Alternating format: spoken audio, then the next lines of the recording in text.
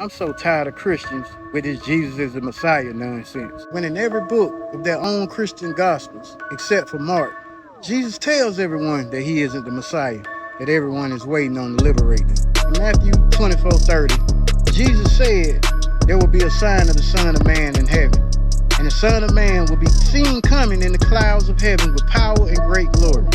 Verse 31, he says, and he shall send his angels with the sound of a great trumpet.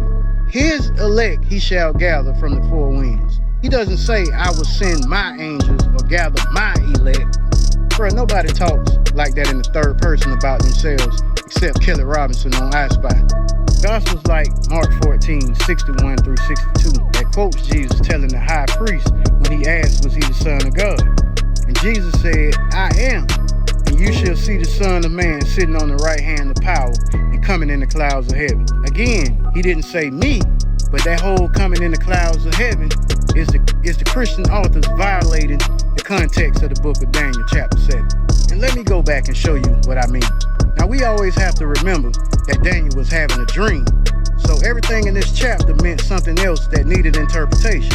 And that's why he says, I went to the one standing in the dream and asked him to interpret these matters. The part about one coming in the clouds was not talking about Jesus being given any authority.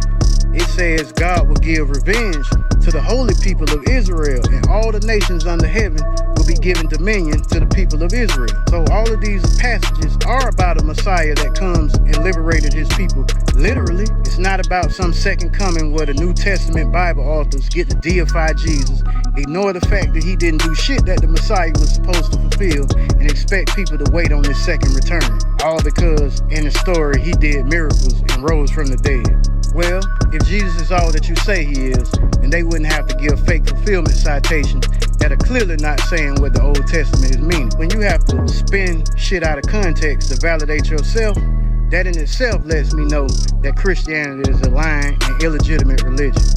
Cello the Great, man.